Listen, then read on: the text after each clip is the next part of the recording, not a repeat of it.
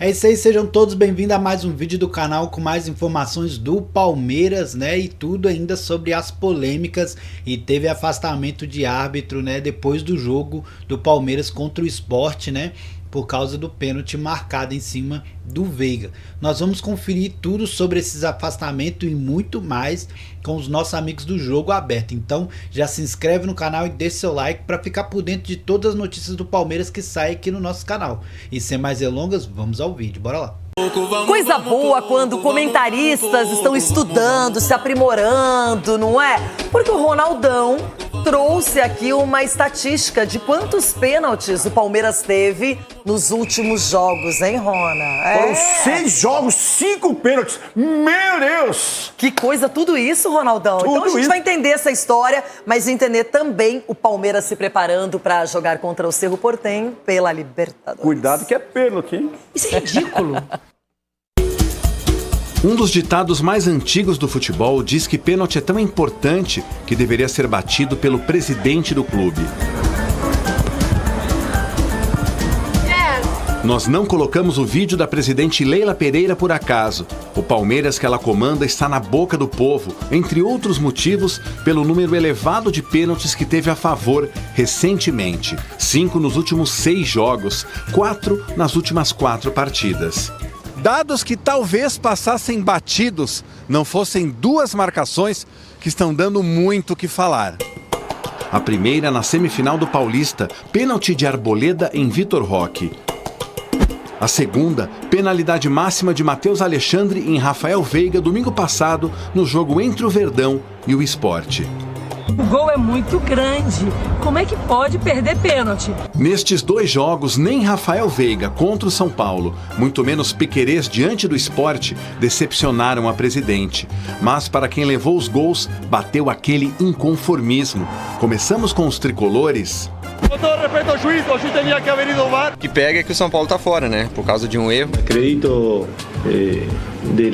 Acredito que o que aconteceu hoje não pode acontecer mais. O árbitro pode errar, como errou, mas não pode errar o VAR em não chamá-lo. Estamos em 2025, com gente supostamente preparada para analisar esse tipo de situação. Sinceramente, eu não sei se o VAR estava aí, se eles estavam assistindo o jogo. Às vezes parece aquela coisa de jurado de escola de samba, sabe? Que dá uma distraída no momento. Dias depois, a própria Federação Paulista reconheceu em nota que a marcação foi equivocada. Exatamente o mesmo que o pessoal do Sport está achando. Não foi pênalti. O que aconteceu hoje na Ilha do Retiro é uma vergonha para a arbitragem brasileira. E agora vi o lance e eu fiquei incrédulo com o que vi. Eu fiquei incrédulo. Não consigo perceber. Não consigo perceber. Ontem, a comissão de arbitragem da CBF suspendeu todos os árbitros que trabalharam no jogo entre Palmeiras e Sport. Entre eles, o árbitro principal Bruno Arleu Araújo e o VAR Rodrigo Nunes de Sá. Partida que levou o Verdão para o 7º lugar do Campeonato Brasileiro.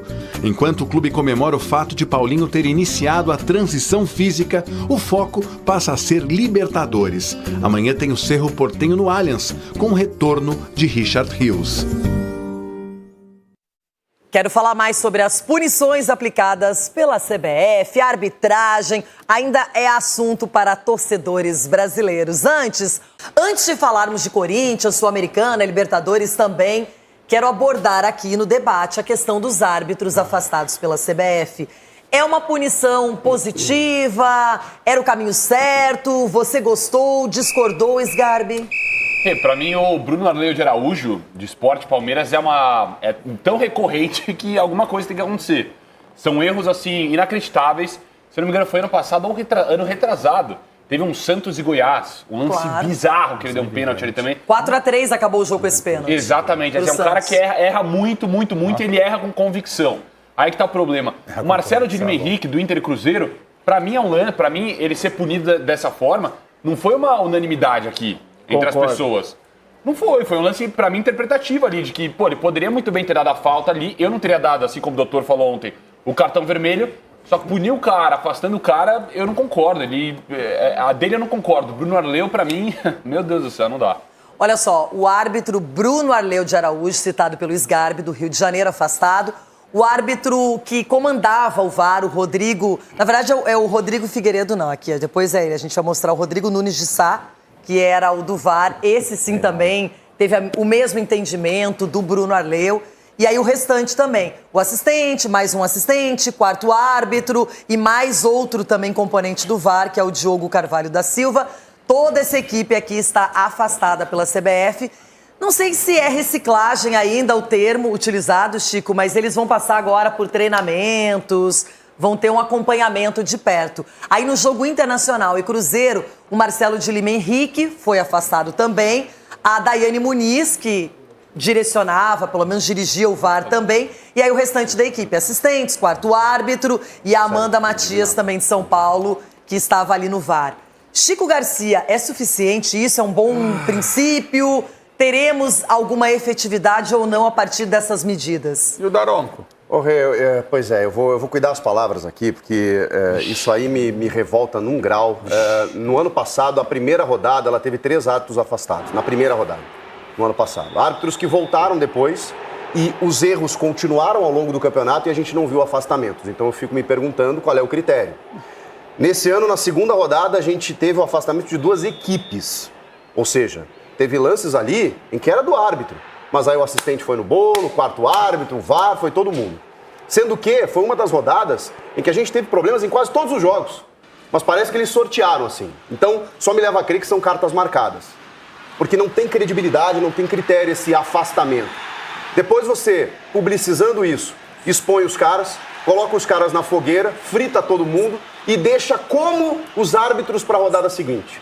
Que vão pensar, eu não posso errar. Apitar certo. Isso, ele não pode errar, Chico. Mas aí, ele não pode errar, Chico. Ele tem que apitar, você tá certo agora. Agora que você acertou, você quer errar. Não, é que ele não pode errar. É que nem o goleiro. O goleiro não pode errar. O zagueiro não pode errar. Ninguém pode errar. Se errar, o zagueiro erra faz parte. Agora errar, gente, vocês não estão entendendo que essas medidas, elas são feitas para deixar quem reclamou, rede social, um barulho enorme, em todos os veículos de comunicação. Como a pressão foi enorme, como os lances repercutiram além do esperado. Mas eles puniram o cara que acertou, Renata.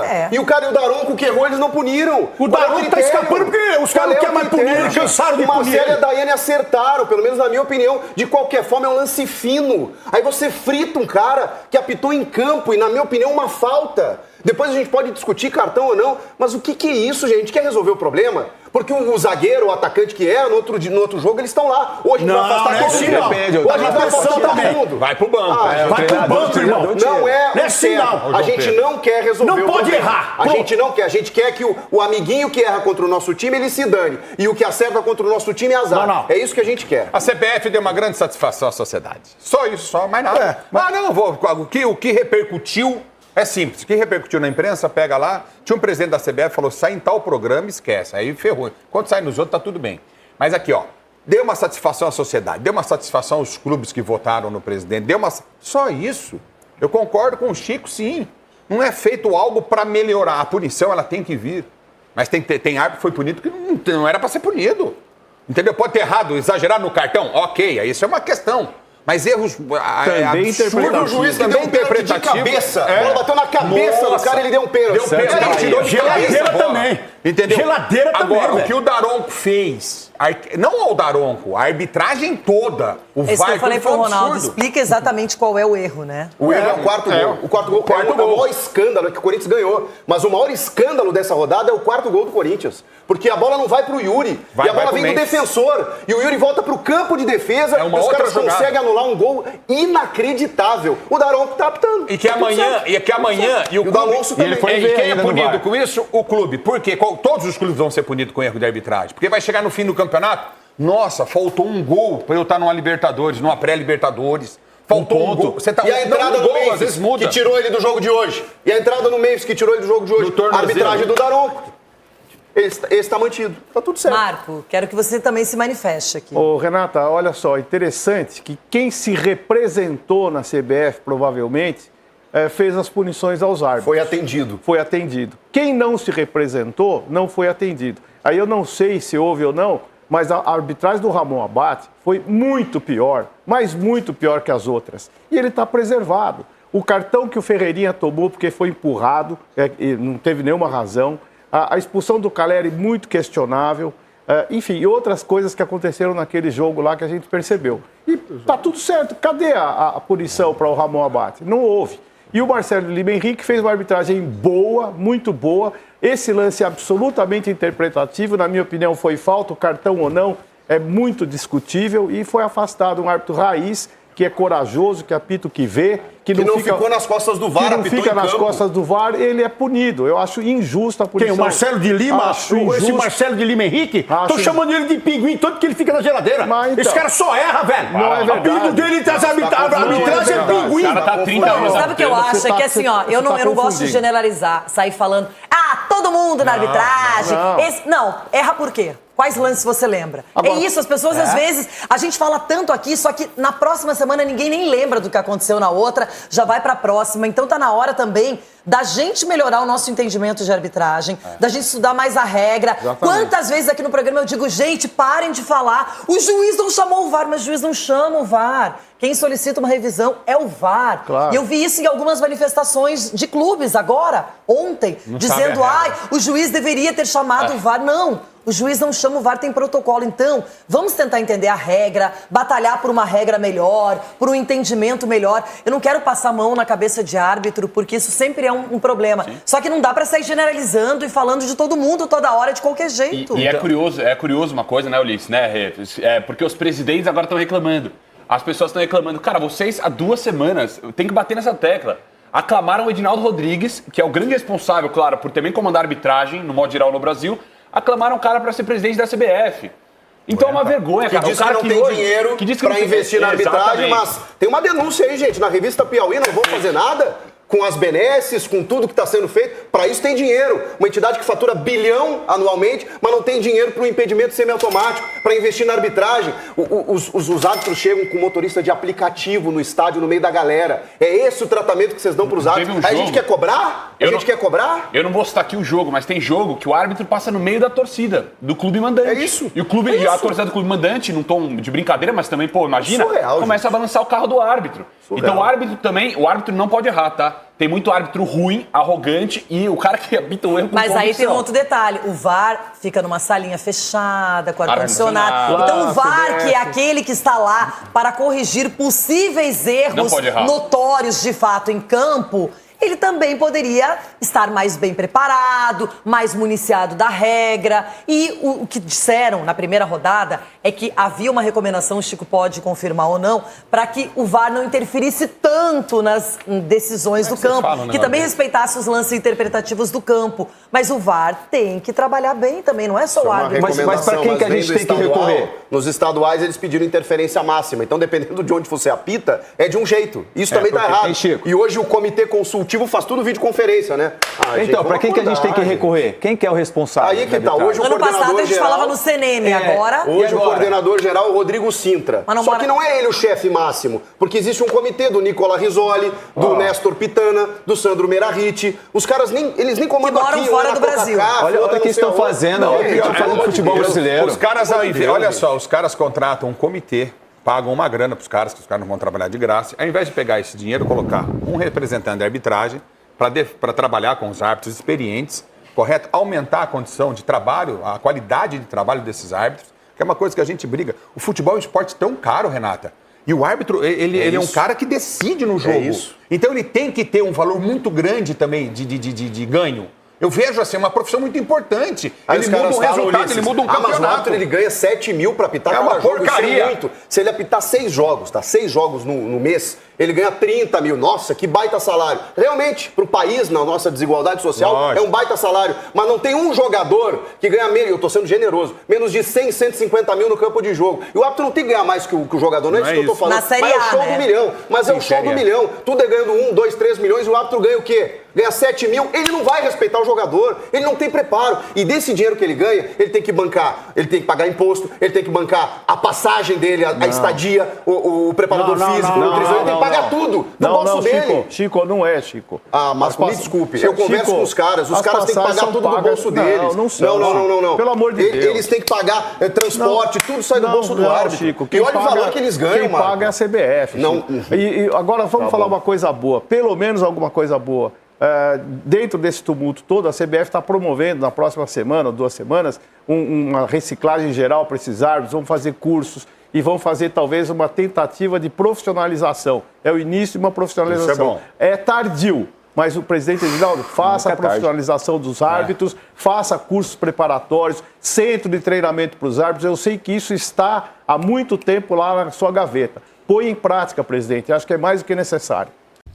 Então é isso aí, galera, esse foi o nosso vídeo de hoje, né, com muita polêmica em cima da arbitragem, situação complicada, né, de alguns erros da arbitragem, a situação do Veiga, teve o pisão, né, como muita gente aqui no nosso último vídeo comentou, realmente aconteceu o pisão no Veiga. A situação que fica interpretativa, na minha opinião, é a força, né, porque o futebol é contato. Mas a força foi suficiente para poder ter a marcação do pênalti. Eu acredito que o pênalti, pelo menos na minha opinião, tem que ser uma coisa mais rigorosa, né? Porque, querendo ou não, um pênalti pode mudar totalmente a trajetória do time. Dessa vez o pênalti foi a favor do Palmeiras, mas da próxima vez pode ser contra. E eu acredito que às vezes a partida ali está disputada e um pênalti muda totalmente a trajetória do jogo, né? Nessa situação aí, eu vou nem afirmar que foi ou não foi em cima do Veiga. Realmente é um lance interpretativo, na minha opinião, porque teve sim, né, o pisão no Veiga. A questão de ser suficiente para ser o pênalti, que é a questão mais interpretativa, afastar o árbitro, ou seja, na maioria entendeu que o árbitro realmente errou, né, que não foi pênalti, e por isso acabou tendo essa punição. Gostaria que você deixasse aqui sua opinião nos comentários. Será que a CBF acertou em afastar a arbitragem, né? Será que precisa melhorar mesmo a arbitragem no Brasil? Também gostaria que você deixasse aí a sua opinião e também dar aquela moral, né? Não se esqueça de se inscrever no canal e deixar o seu like, porque isso ajuda demais o canal a crescer, pra gente trazer mais informações do Palmeiras aqui pra você. E é isso, né? Até o próximo vídeo, valeu, fui!